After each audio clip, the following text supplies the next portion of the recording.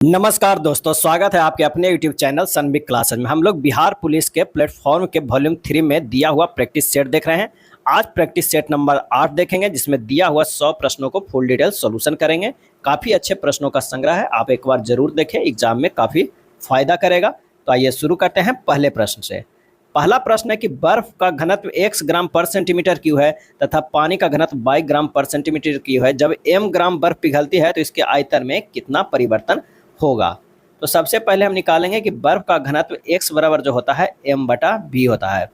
तो v आयतन बराबर क्या होगा, m/x होगा। ये हमारे पास इक्वेशन 1 होगा। m ग्राम बर्फ पिघलने पर m ग्राम ही पानी बनेगा। तो पानी का आयतन y बराबर जो होगा m/v हो जाएगा, यानी v डैश हो जाएगा, v डैश बराबर होगा m/y हो जाएगा। अब आयतन में परिवर्तन कितना हो गया, आयतन में परिवर्तन बराबर कितना हो जाएगा, तो v डैश माइनस v हो जाएगा, यानी m/y माइनस m/x हो जाएगा। m अगर हम कॉमन ले लेते हैं तो 1/y माइनस 1/x हो जाएगा। तो ये हमारे पास जो आ गया, क्या हो गया, इक्वेशन सेकेंड आ गया, और यही हमारा आंसर भी आ गया। आंसर जो हो जाएगा वो कौन सा हो जाएगा, डी हो जाएगा। पानी का अधिकतम घनत्व जो है वो 4 डिग्री सेल्सियस पर होता है, और 0 डिग्री से 4 सेंटीग्रेड तक गर्म करने पर पानी सिकुड़ता है, और 4 डिग्री सेंटीग्रेड से ऊपर जाने तथा 0 डिग्री सेंटीग्रेड से नीचे जाने पर पानी जो है वो फैलता है। घनत्व द्रव्यमान और आयतन का अनुपात होता है। घनत्व जो होता है द्रव्यमान और आयतन का अनुपात होता है, और किसी भी वस्तु को गर्म करने पर उसके घनत्व में कमी आती है, क्योंकि आयतन में जो है वो क्या होता है, वृद्धि होता है। अगला है प्रस्रव्य तरंगों का उपयोग क्या है, और इसका सही आंसर हो जाएगा गहरे जल में डूबी वस्तुओं की खोज तथा उनकी गहराई ज्ञात करने हेतु किया जाता है। बिल्कुल सही। यकृत, लीवर, अग्न्याशय, वृक्क, हृदय जैसे मानव अंगों के रोगों व असमानताओं को निदान हेतु किया जाता है। ये भी सही। तेल व खनिज निक्षेपों के भूमिगत चित्रांकन हेतु किया जाता है। ये भी सही। आंसर हो जाएगा डी, सभी हेतु ये किया जाता है। अगला है चित्र में PQ बिंदुओं के बीच की परिणामी प्रतिरोध ज्ञात करना है। हमारे पास दिया हुआ है 6 ओम 6 ओम 6 ओम को। तो जब आप इसे देखिए किस तरह करना है कि P यहाँ पर रखिए और यहाँ पर Q है, और इसको A मान लीजिए और इसको क्या है, B मान लीजिए। ठीक है, अब A और B मान लीजिए। यहाँ पर हम इसे रख देते हैं A और इसको रखते हैं B रख देते हैं। अब एक P से A गया है, P से A गया है, एक ये हो गया, A से B भी गया है, एक ये हो गया है, और B से एक क्या है, Q गया है। लेकिन आप यहाँ पर देख रहे हैं कि A से Q एक बायर भी है, A से Q जो है एक बायर भी है, तो इसको हम कह सकते हैं, और B से P जो है यहाँ पर एक बायर है। तो ये दोनों तो P और B एक बिंदु हो जाएगा, यानी ये अगर P है ये B है, तो इस बिंदु से एक तो गया, और एक यहाँ से सेम बिंदु हो गया, और एक यहाँ से सेम हो गया। आप देखिए P और B जो है, P और B एक ही है, और A और Q जो है एक ही बिंदु है, क्या है, एक ही बिंदु है। तो तीनों जो है वो पैरेलल में हो गया। जब पैरेलल में हो जाएगा 6-6 ओम के, तो हमारे पास जो आएगा कितना, तो R/3 कर देंगे, क्योंकि 3 पैरेलल में 3 को रेसिस्टेंस सेम रेसिस्टेंस है पैरेलल में, तो 6/3 हो जाएगा, यानी 2 ओम आ जाएगा कुल प्रतिरोध। आंसर जो हो जाएगा वो A हो जाएगा। अगला है एक वस्तु विरामावस्था में नियत त्वरण से गति करती है, निम्न में से कौन सा ग्राफ इसकी गति ऊर्जा K का चली गई दूरी 1 से संबंध प्रदर्शित करता है। तो गति ऊर्जा K बराबर होता है हाफ mv² होता है, और गति के समीकरण v² बराबर 2ax होता है, यानी K बराबर होता है हाफ m2ax होगा, यानी क्या हो जाएगा, ये अगर काटेंगे तो हो जाएगा max हो जाएगा, यानी K proportional to x square आ जाएगा। क्या हो जाएगा, x स्क्वायर आ जाएगा, K प्रोपोर्शनल टू हो जाएगा, K proportional to x square नहीं, K प्रोपोर्शनल टू x आ जाएगा। इसका जो सही आंसर हो जाएगा वो C हो जाएगा। निम्न में से कौन सा कथन गुरुत्वाकर्षण बल के संदर्भ में सही है। इसका सही आंसर हो जाएगा C, गुरुत्वाकर्षण बल क्रिया प्रतिक्रिया का युग्म है। क्या है, क्रिया प्रतिक्रिया का युग्म है। इसका सही जवाब हो जाएगा C। एक उत्तल लेंस और एक अवतल लेंस आपको दिया गया है, जिसकी शक्ति अज्ञात है, किस लेंस की शक्ति अधिक होगी, और इसका सही आंसर हो जाएगा हमेशा उत्तल लेंस की जो है वो शक्ति अधिक होगा। उत्तल लेंस की शक्ति हमेशा धनात्मक होता है, जबकि अवतल लेंस की शक्ति हमेशा ऋणात्मक होता है। निम्नलिखित में कौन सी स्थितियां संभव है, कौन सी जो है स्थितियां संभव है। चुंबकीय बल रेखाएं एक दूसरे के समानांतर हो सकती है, ये सही है। चुंबकीय बल रेखाएं सकेंद्रित वृत्त हो सकती है, ये भी सही है। चुंबकीय बल रेखाएं एक दूसरे को प्रतिच्छेदित कर सकती है, ये गलत है। आंसर हो जाएगा C, ये संभव हो सकता है C। गहरे समुद्र में पानी का रंग नीला किसके कारण दिखाई देता है, और इसका आंसर हो जाएगा ए, प्रकाश के प्रकीर्णन के कारण। जब प्रकाश की किरणें किसी माध्यम से गुजरती है तो माध्यम में आने वाले धूल कण या जलवाष्प की बूंदों द्वारा इसका बिखराव होता है। इस घटना को प्रकाश का प्रकीर्णन कहा जाता है। सहसंयोजी यौगिक समानता निम्न में से कौन सा गुणधर्म प्रदर्शित नहीं करते हैं? और इसका सही आंसर हो जाएगा डी, ये कार्बनिक विलायक में विलय नहीं होते हैं। एक निश्चित कूट भाषा में इथोस को इतना लिखा जाता है, चेयरफुल को इतना लिखा जाता है, उसी कूट भाषा में चिमनी को कैसे लिखा जाएगा? यहाँ पर इथियोस जो है ये कितने हैं? 5 वर्ड का है, तो 5 गुना 3 करेंगे तो 15 हो जा रहा है। ये कितना का है? चेयरफुल 8 का है, 8 गुना 3 करेंगे तो ये 24 हो जाएगा। ये कितना है? तो 7 का है, तो 7 गुना 3 करेंगे तो कितना हो जाएगा? 21 हो जाएगा। तो आंसर जो हमारे पास हो जाएगा डी हो जाएगा। उस आकृति का चयन कीजिए जो नीचे दी गई श्रृंखला में आगे आएगी। इसका सही जवाब हो जाएगा ऑप्शन ए हो जाएगा। चलिए प्रश्नवाचक चिन्ह पर क्या आएगा ये देखना। 113 से 114 एक बढ़ा या एक का स्क्वायर भी इसे कह सकते हैं।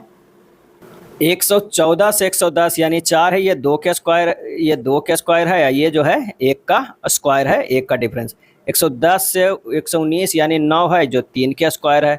119 से 103 गया, जो 16 का अंतर है, तो ये जो है कितने का अंतर है? तो ये 4 का स्क्वायर। 103 से 128 जो है 25 है, 25 जो कितना है? 5 के स्क्वायर। तो अगला बार जो होगा 6 के स्क्वायर होगा, 36 होगा। लेकिन एक बार देखिए कि 110 से 119 जाता है, फिर घटता है और फिर बढ़ता है। अब ये जो है वो घटेगा। 128 में से अगर हम 36 घटा देंगे तो कितना हो जाएगा? 92 हो जाएगा। यही हमारा आंसर हो जाएगा। कौन सा? तो वो ए हो जाएगा। कौन सा? ए हो जाएगा, 92 हो जाएगा। नेक्स्ट है a person with a long experience of any occupation. इसका जो सही आंसर हो जाएगा वो कौन सा हो जाएगा? ए होगा, वेटरन। क्या होगा? वेटरन होगा। वेटरन मतलब होता है अनुभवी होता है। Words written on a tomb, और इसका आंसर हो जाएगा कौन सा? इपिटैफ। इपिटैफ मतलब क्या होता है? इपिटैफ मैंने कब्र पर खोदकर लिखा गया, यानी जो टॉम्ब है उस पर लिखा गया है वर्ड, तो यानी epitaph. Choose the incorrectly spelled word. इसका जो सही आंसर हो जाएगा वो कौन सा हो जाएगा? बी होगा, एवेरेशियस। एवेरेशियस इनकरेक्टली स्पेल है। इसका करेक्ट अगर स्पेलिंग किया जाए तो ABARICIOUS होता है। इसका सही आंसर जो होता है वो बी होगा। Select the option that express the given sentence in passive voice. All his friends launched at him, और इसका सही आंसर हो जाएगा कौन सा? इसका आंसर हो जाएगा C, he was launched at by all his friends. तो आंसर हो जाएगा C. Select the incorrectly spelled word, और इसका सही आंसर हो जाएगा बी, बेनेथ। क्या होगा? बेनेथ जो है इनकरेक्टली है, इसका जो सही होगा वो होगा BENEATH, beneath.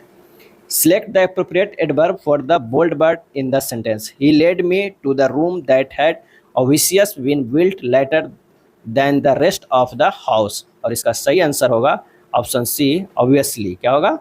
obviously। Select the incorrectly spelled word। इसका जो सही आंसर हो जाएगा वो कौन सा हो जाएगा? इसका सही हो जाएगा स्लेग, ऑप्शन डी हो जाएगा, SLEDG। स्लेज मैंने बर्फ गाड़ी। क्या हो जाएगा? बर्फ गाड़ी। Select the sentence with the appropriate use of preposition, और इसका सही आंसर हो जाएगा D, it has been raining since morning. It has been raining since morning. लिंग की दृष्टि से दही क्या है? और इसका सही आंसर हो जाएगा ऑप्शन बी, पुल्लिंग है। क्या है? पुल्लिंग है। दही जो है वो खट्टा है। निम्नलिखित में शुद्ध वाक्य क्या है? निम्नलिखित में शुद्ध वाक्य क्या है? इसका जो आंसर हो जाएगा ऑप्शन सी, लड़कियां आम खाती है। बच्चे बस से पाठशाला जाते हैं, इस वाक्य में कौन सा कारक है? और इसका सही आंसर हो जाएगा ऑप्शन बी, करण कारक है। क्या है? बच्चे बस से पाठशाला जाते हैं, करण कारक है। वर्णमाला में स्पर्श व्यंजनों की संख्या कितनी है? वर्णमाला में स्पर्श व्यंजनों की संख्या कितनी है? और इसका सही आंसर हो जाएगा ए, 25 है। यशोदा का संधि विच्छेद करे। यशोदा के संधि विच्छेद करे, और इसका सही आंसर होगा कौन सा? यस प्लस दा, यशोदा। आंसर हो जाएगा सी। सन्यासी शब्द में किस प्रकार की अशुद्धि है? सन्यासी शब्द में आंसर हो जाएगा सी, अनुस्वार संबंधी। क्या है? अनुस्वार संबंधी। पृथ्वी शब्द का पर्यायवाची है। पृथ्वी शब्द का पर्यायवाची है तो हो जाएगा वसुधा भी, उर्वी भी, भू भी, ये सभी है। पृथ्वी का अन्य पर्यायवाची शब्द जैसे मही, इला, मेदनी, धरा, वसुंधरा, विकेसी, क्षमा, अग्नि, जमीन, धरती, अछला आदि। दिए गए वाक्यों में से कुछ त्रुटि या त्रुटि के बिना है, चलिए देखते हैं कौन सा है। रोज सुबह व्यायाम करने पर स्वास्थ्य बिगड़ता है, कोई त्रुटि नहीं है। और इसका सही आंसर हो जाएगा सी, स्वास्थ्य बिगड़ता। सा क्या होगा? सा, स्वास्थ्य बिगड़ता है। ये जो है वो क्या है? वो त्रुटि है। व्यायाम करने से स्वास्थ्य सुधारता है, ना कि बिगड़ता है। संसद में शून्यकाल का समय क्या है? संसद में शून्यकाल का समय, और इसका आंसर हो जाएगा डी, दोपहर 12 बजे से अपराह्न 1 बजे जो है वो शून्यकाल कहलाता है। शून्यकाल भारतीय संसदीय प्रणाली का देन है। शून्यकाल भारत में 1962 से प्रारंभ हुआ था। संसद में प्रश्नकाल के बाद समय को शून्यकाल की संज्ञा दी गई है। सामान्यतः शून्यकाल 1 घंटा की अवधि की होती है, जिसमें अति महत्वपूर्ण प्रश्नों को पूछा जाता है। निम्नलिखित में कौन सा विषय समवर्ती सूची में, कौन सा विषय है जो समवर्ती सूची में है? तो आंसर हो जाएगा बी, शिक्षा। कृषि और पुलिस जो है राज्य सूची का विषय है। समवर्ती सूची जिसमें राज्य और केंद्र दोनों मिलकर इस पे कानून बना सकते हैं। निम्न में से कौन सा संशोधन अधिनियम मिनी संविधान माना जाता है? कौन सा संशोधन अधिनियम जो है वो मिनी संविधान संशोधन माना जाता है, मिनी संविधान? और इसका आंसर हो जाएगा ए, 42वां संविधान संशोधन। और ये कब हुआ था? तो 1976 ईस्वी में हुआ था। 42वां संविधान संशोधन अधिनियम के समय प्रधानमंत्री इंदिरा गांधी थी। कौन थी? इंदिरा गांधी थी। लोकसभा और राज्यसभा में गणपूर्ति कोरम संख्या कितनी चाहिए? आंसर हो जाएगा कि सी, कुल सदस्य संख्या का 1/10। कुल सदस्य संख्या का कितना? 1/10 होना चाहिए। भारत के राष्ट्रपति पर महाभियोग चलाने के लिए कम से कम कितने दिन पूर्व की सूचना आवश्यक जरूरी है? और इसका सही आंसर हो जाएगा ऑप्शन बी, 14 दिन पहले उन्हें सूचित करना जरूरी है। कितने दिन? 14। और भारतीय संविधान के अनुच्छेद 61 में राष्ट्रपति को पदच्युत करने के लिए महाभियोग प्रक्रिया का उल्लेख किया गया है। राष्ट्रपति पर महाभियोग के समय संसद न्यायिक प्रक्रिया की तरह कार्य करती है। भारतीय रिजर्व बैंक की बैंक दर कम करने के फलस्वरूप क्या होता है? तब बाजार की तरलता बढ़ जाती है। क्या होती है? बाजार की तरलता बढ़ जाती है। बैंक दर वह दर है जिस ब्याज दर पर आरबीआई द्वारा वाणिज्यिक बैंकों को ऋण उपलब्ध कराया जाता है। बहुत ज्यादा मुद्रा बहुत ही कम वस्तुओं को पीछा करती है। यह कथन निम्नलिखित में से किस सैद्धांतिक विचारों पर आधारित है? और इसका सही जवाब हो जाएगा ऑप्शन बी, मुद्रा का परिमाण सिद्धांत। मुद्रा का परिमाण सिद्धांत। निम्नलिखित में कौन सा लॉरेंस वक्र द्वारा मापा जाता है? और इसका सही आंसर हो जाएगा ऑप्शन डी, आय की विषमता। लॉरेंस वक्र द्वारा किसी देश के लोगों के बीच आय विषमता को दर्शाया जाता है। लॉरेंस वक्र जितना ही निरपेक्ष समता रेखा के पास होगा, आय की विषमता उतना ही कम होगा। निम्नलिखित में कौन सा एक भारत में सेवा क्षेत्र का भाग नहीं है? सेवा क्षेत्र का भाग नहीं, आंसर हो जाएगा ऑप्शन बी, निर्माण। लखनऊ समझौता किस वर्ष हुआ था? लखनऊ समझौता किस वर्ष हुआ था? और इसका सही जवाब हो जाएगा ऑप्शन बी, 1916 में हुआ था। लखनऊ समझौता द्वारा गर्म दल और नरम दल दोनों में एकता स्थापित हुआ। 1907 ईस्वी में कांग्रेस पार्टी 2 भागों में बट गया था। 1907 में 2 भागों में बट गया था, और यह सूरत कांग्रेस अधिवेशन में यह विभाजन हुआ था। कांग्रेस ने किस तिथि को संपूर्ण देश में पूर्ण स्वतंत्रता दिवस मनाया? और इसका आंसर हो जाएगा ऑप्शन बी, 26 जनवरी 1930 को। 26 जनवरी 1930 को कांग्रेस की लाहौर अधिवेशन दिसंबर 1929 में पंडित जवाहरलाल नेहरू की अध्यक्षता में हुआ, जिसमें पूर्ण स्वराज का प्रस्ताव पारित किया गया था। महमूद गजनबी के साथ भारत आने वाला प्रसिद्ध इतिहासकार कौन था? और इसका आंसर हो जाएगा ऑप्शन बी, अल बरूनी था। कौन था? अल बरूनी था। उसकी पुस्तक किताब उल हिंद से तत्कालिक भारत की सामाजिक, सांस्कृतिक, राजनीतिक आदि स्थिति की जानकारी मिलती है। इस पुस्तक की 11वीं सदी का भारत का दर्पण कहा जाता है। महमूद गजनी के दरबार में फिरदौसी रहते थे। बोस्टन की चाय पार्टी घटना घटी थी, और इसका आंसर हो जाएगा सी, 1773 ईस्वी में। बोस्टन की चाय पार्टी के नायक कौन था? तो नायक था सैमुअल एडम्स। क्या था? सैमुअल एडम्स था। निम्नलिखित को सुमेलित करें। तो लाल गोभी के पत्ते जो है प्राकृतिक अम्ल क्षारक सूचक हैं। मेथिल ऑरेंज जो है वो अम्ल क्षारक सूचक है। अब प्याज और लौंग जो है वो क्या है?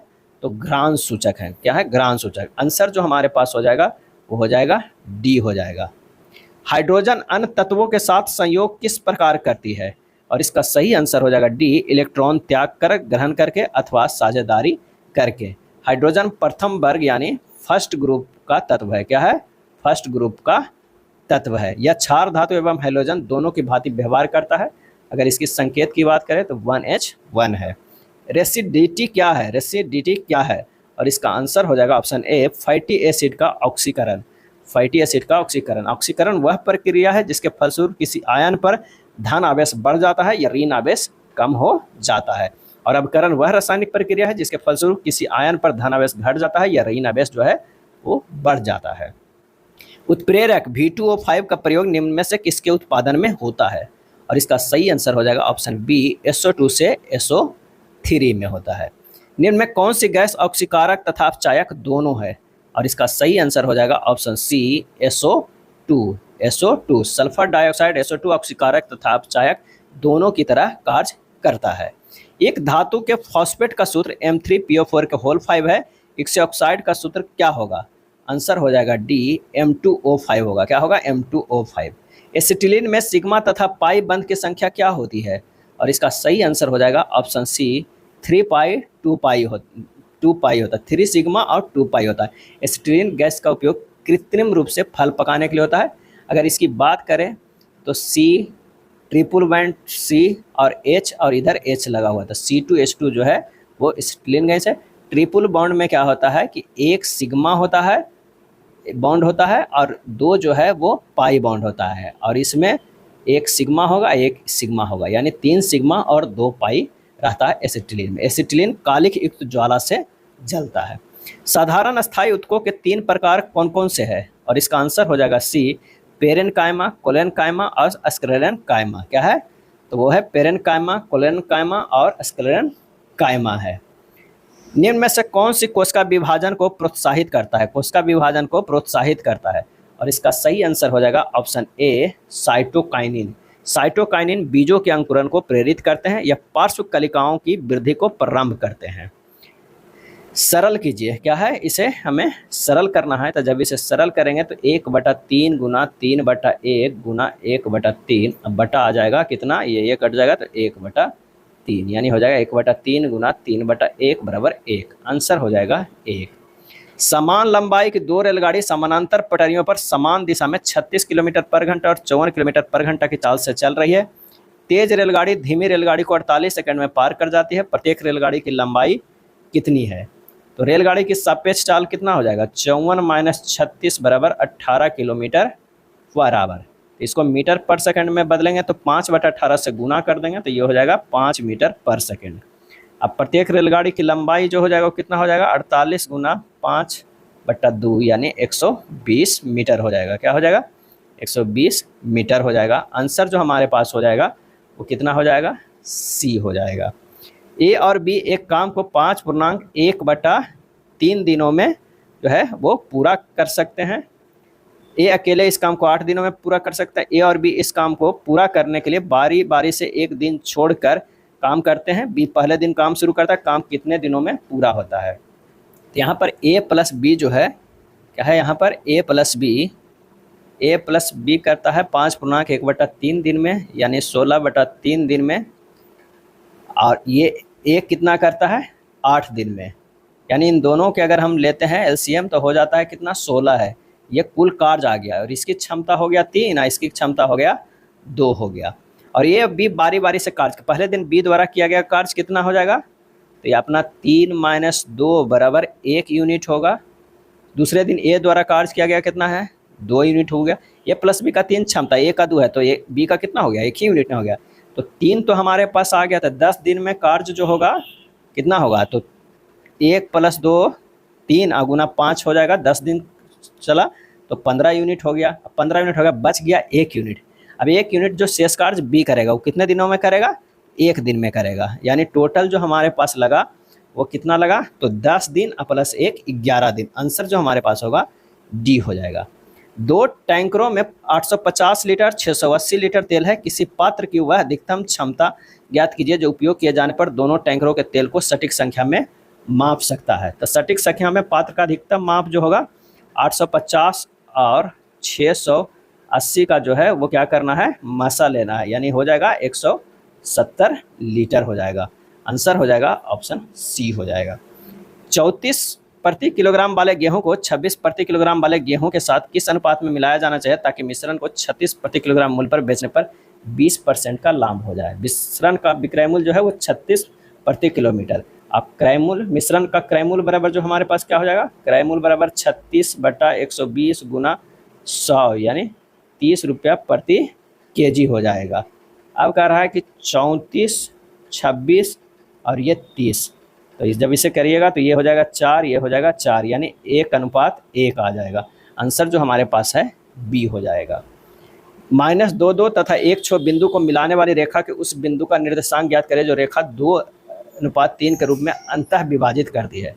तो एक्स बाई का जो हम लोग फार्मूला जानते हैं वो क्या होता है, mx2 प्लस mx1 बटा m प्लस n, और ये होता है m/2 प्लस n/1 बटा m प्लस n होता है। अब हमें मान रख देना है, तो एक्स बाई बराबर जो आ जाएगा वो आ जाएगा 2 गुना 1 प्लस 3 गुना -2 बटा 2 प्लस 3, 2 गुना 6 प्लस 3 गुना 2 बटा 2 प्लस 3। तो आंसर जो हमारे पास आ जाएगा -4/5 और 18/5 आ जाएगा। आंसर कौन सा होगा, बी हो जाएगा। त्रिभुज की एक भुजा 15 सेंटीमीटर है और संगत ऊंचाई 6 सेंटीमीटर है, तो त्रिभुज का क्षेत्रफल कितना होगा। तो त्रिभुज के क्षेत्रफल बराबर जो हो जाएगा वो कितना होगा, half into B into H, यानी हाफ इंटू 15 इंटू 6 बराबर होगा 45 सेंटीमीटर स्क्वायर होगा। एक आयत के परिमाण की उसकी लंबाई का अनुपात 5:2 है। यदि आयत का क्षेत्रफल 16 सेंटीमीटर है तो आयत की चौड़ाई सेंटीमीटर में ज्ञात करें। तो 2 into L plus B into L बराबर कितना होगा, 5/2। एल प्लस बी बटा एल बराबर कितना होगा, 5/4। अब कह रहा है कितने हैं, 5:2 का। अगर उसकी आयत का परिमाण का उसकी लंबाई के अनुपात जो है वो 5:1 है, तो लंबाई जो है 4x और चौड़ाई है 1x। तो एल गुना बी बराबर जो हो जाएगा 16, तो 4x गुना x बराबर जो है वो 16, x स्क्वायर बराबर 4, x बराबर 2। तो आयत की चौड़ाई जो होगा 1 गुना 2 बराबर कितना हो जाएगा, 2 सेंटीमीटर। आंसर जो हो जाएगा वो हो जाएगा डी। यहाँ ध्यान दीजिएगा कि एल प्लस बी बराबर 5 है, तो एल अगर 4 रखेंगे तो बी कितना हो जाएगा, 1 हो जाएगा, क्योंकि एल नीचे एल बराबर 4 दिया हुआ है। तो यही लिखा गया है 4x और 1x जो है वो लिखा गया है। बाबर ने तुजुके बाबरी किस भाषा में लिखी थी। तो इसका सही आंसर हो जाएगा ऑप्शन बी, तुर्की भाषा में लिखा था। ध्यान रखिएगा, तुजुके बाबरी तुर्की भाषा में लिखा गया था। तुजुके बाबरी का फारसी भाषा का अनुवाद बाबरनामा नाम से अबुल रहीम खाना खान ने किया था। सीमांत गांधी के नाम से कौन जाने जाते हैं, और इसका आंसर हो जाएगा ऑप्शन ए, अब्दुल गफ्फार खान जाने जाते हैं। इन्हें बाचा खाना यानी बादशाह खाना या बादशाह खान के नाम से भी पुकारा जाता है। 1929 ईस्वी में इन्होंने खुदाई खिदमतगार नामक संगठन की स्थापना भी किया था। इस संगठन को लाल कुर्ती दल के नाम से भी जाना जाता है। इसरो किस संगठन का शब्द संक्षेप है, और इसका सही आंसर हो जाएगा कौन सा, तो हो जाएगा C, Indian Space Research Organisation. ISRO का जो है भारत का राष्ट्रीय अंतरिक्ष एजेंसी है। इसकी स्थापना कब हुई थी, तो 15 अगस्त जब भारत आज़ाद हुआ था, 15 अगस्त 1969 ईस्वी में। इसरो के मुख्यालय बेंगलुरु में है। अभी वर्तमान अध्यक्ष कौन है, एस सोमनाथ हैं। कौन सा है, एस सोमनाथ हैं। महाबोधि मंदिर या महान जागृति मंदिर एक बौद्ध मंदिर है जो खाली स्थान में स्थित है। आंसर हो जाएगा बिहार के बोध गया शहर में स्थित है। बिहार के बोध गया शहर में स्थित है। यह माना जाता है कि इस मंदिर की नींव अशोक द्वारा रखा गया था। राजकुमार सिद्धार्थ को यह स्थान गौतम बुद्ध बना दिया। निरंजना नदी के तट पर पीपल वृक्ष के नीचे बुद्ध के ज्ञान की प्राप्ति 35 वर्ष की आयु में यहीं पे प्राप्त हुआ था। प्रोटेम स्पीकर का कर्तव्य होता है, आंसर हो जाएगा बी, सदस्यों को शपथ दिलाना होता है। प्रोटेम स्पीकर प्रायः सदन का वरिष्ठतम सदस्य होता है। संसदीय शासन प्रणाली में वास्तविक कार्यपालिका शक्ति किसके पास होती है, और इसका सही आंसर हो जाएगा ऑप्शन बी, प्रधानमंत्री के पास होता है।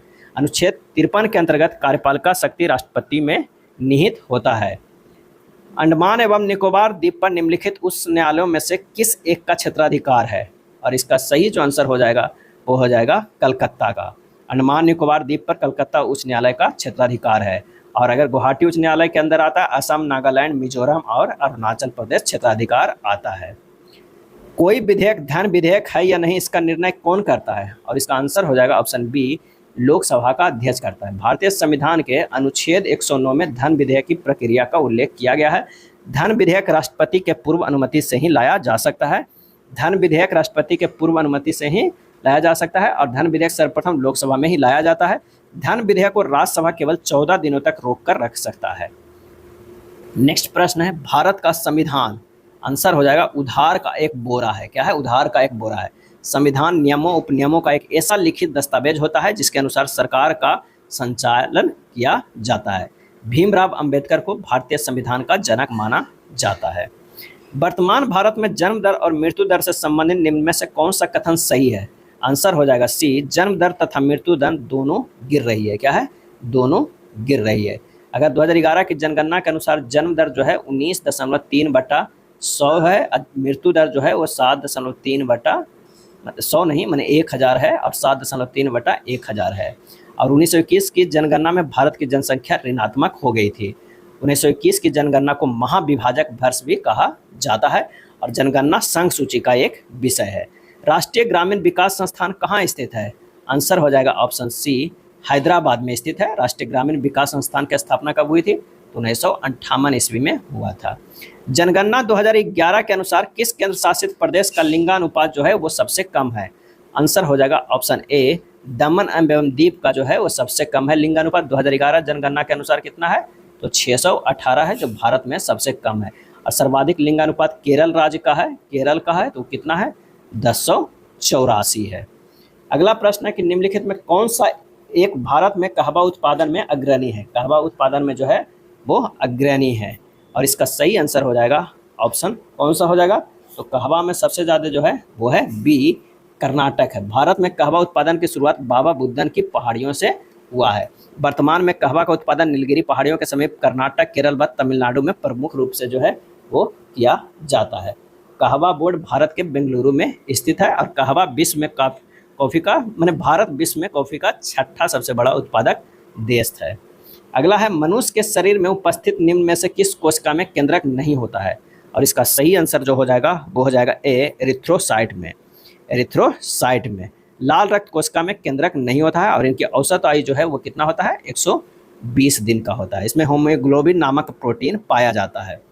प्रजनन के दौरान मूल कार्य एक निम्न में किसका निर्माण करना होता है? और इसका आंसर हो जाएगा ऑप्शन बी, डीएनए कॉपी का।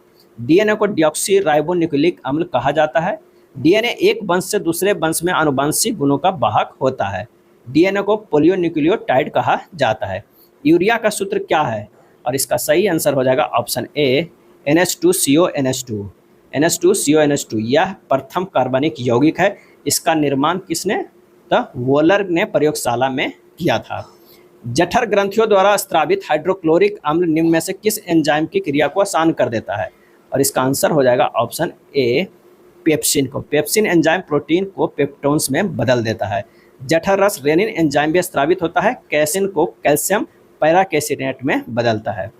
गर्भाशय में भ्रूण को पोषण प्रदान करने वाला ऊतक कौन सा है? और इसका सही आंसर हो जाएगा ऑप्शन डी, प्लेसेंटा। क्या है? प्लेसेंटा है। गर्भाशय में भ्रूण को जो पोषण प्रदान करता है वो ऊतक है प्लेसेंटा। निषेचन फैलोपियन नलिका में होता है। भ्रूण माँ के गर्भ में स्थापित होता है। गर्भाशय एक नाशपाती के समान रचना है जो श्रोणि गुहा में स्थित होता है। निम्न में से कौन सा कथन गलत है? इसमें से बताना है कौन सा गलत है। तो माइटोकॉन्ड्रिया में ऑक्सीजन की सहायता से एसिटिक अम्ल का विघटन होता है, यह गलत है।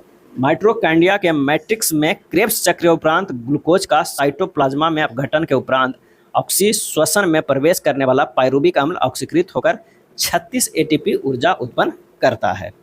मानव वृक्क में वृक्काणु यानी नेफ्रॉन के नलिकानुमा भाग द्वारा आरंभिक निस्यंद से इनमें से किन पदार्थों को चयनात्मक पुनः अवशोषण कर लिया जाता है?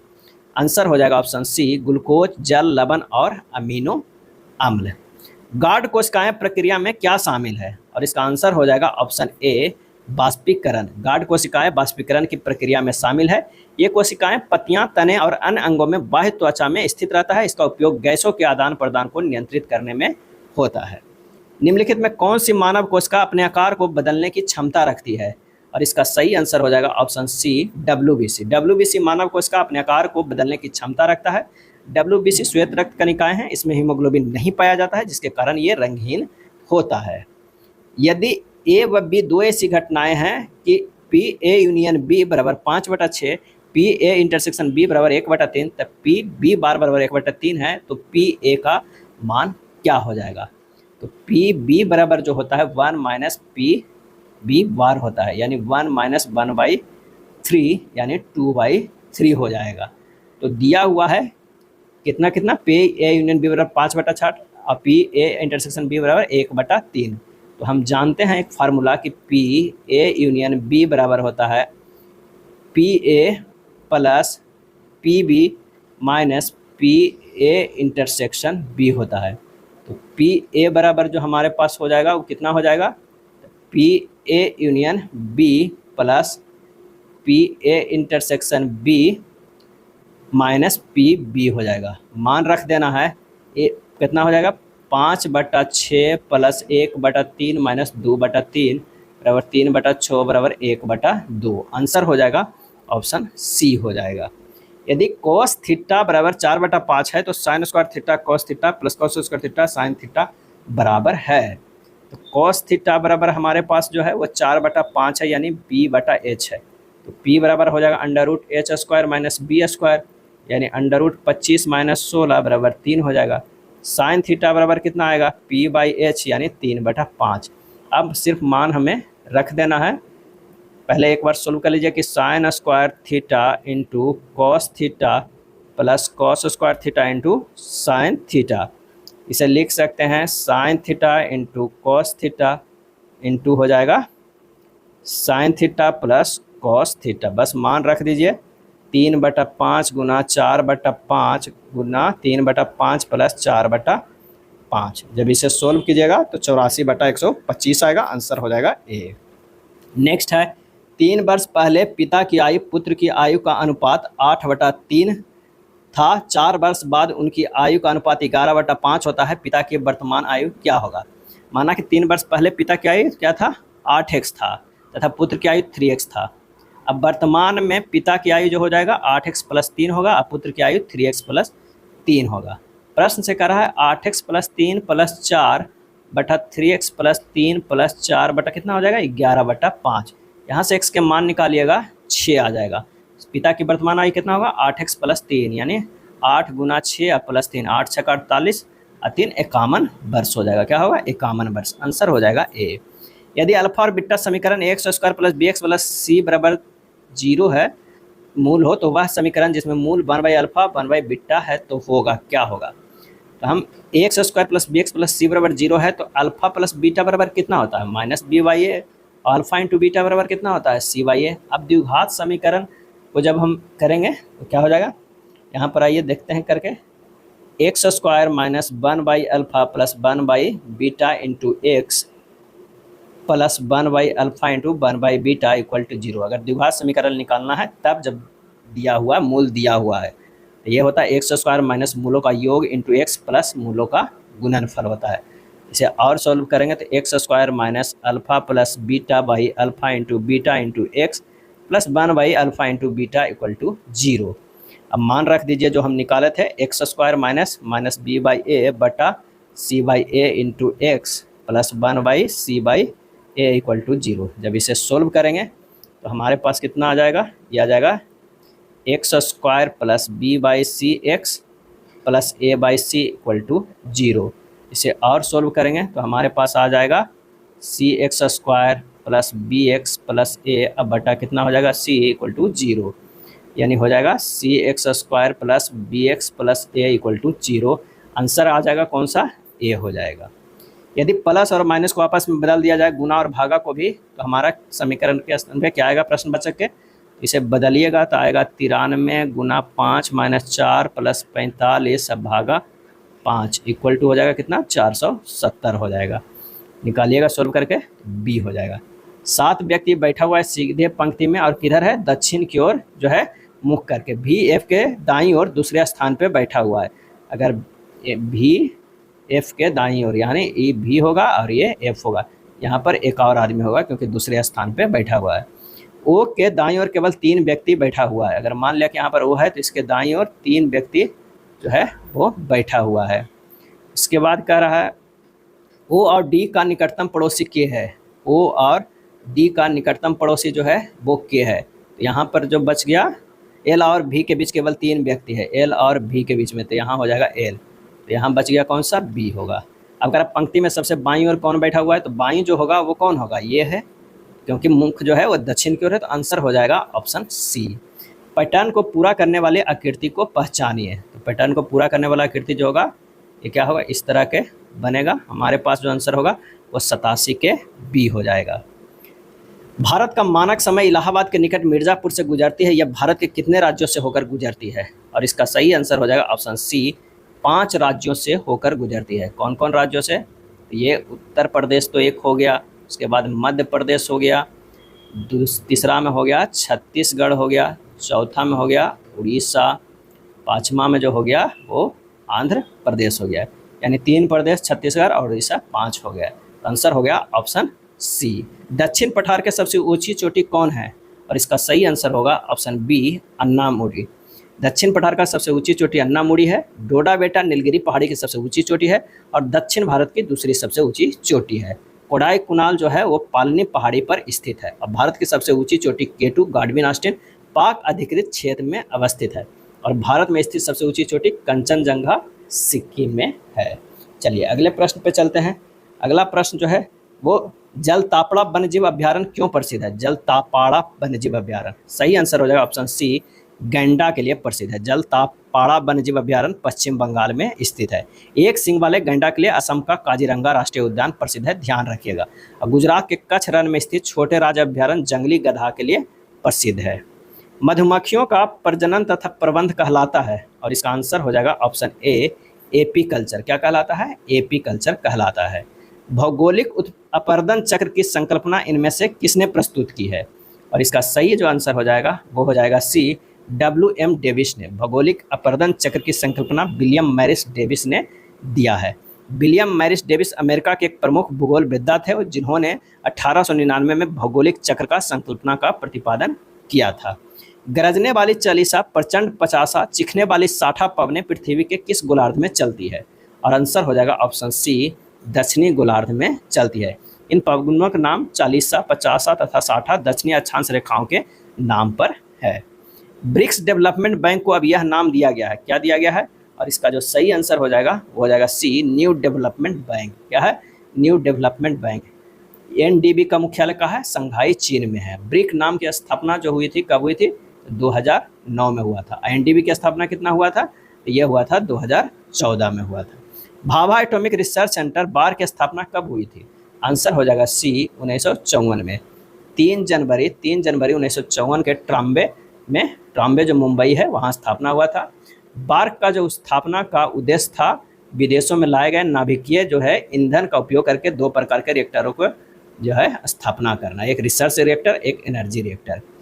और इसका नामकरण जो बार्क है वो 1967 में हुआ था। क्या हुआ था? 1967 में हुआ था। नेक्स्ट है, भारतीय रिजर्व बैंक ने अप्रैल 2024 में कितना रेपो दर को बनाए रखने की घोषणा की है? आंसर हो जाएगा ए, 6.5% को बनाए रखने की घोषणा किया है।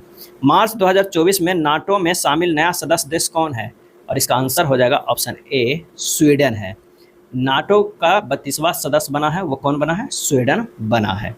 हाल ही में कौन सा राज्य वित्त वर्ष 2024 में देश के कुल इलेक्ट्रॉनिक सामान निर्यात का 30% योगदान देकर इलेक्ट्रॉनिक सामान का सबसे बड़ा निर्यातक बनकर उभरा है? और इसका आंसर हो जाएगा ऑप्शन सी, तमिलनाडु। वर्ष 2023 के लिए इंदिरा गांधी पुरस्कार से किसे सम्मानित किया गया? वर्ष 2023 के लिए।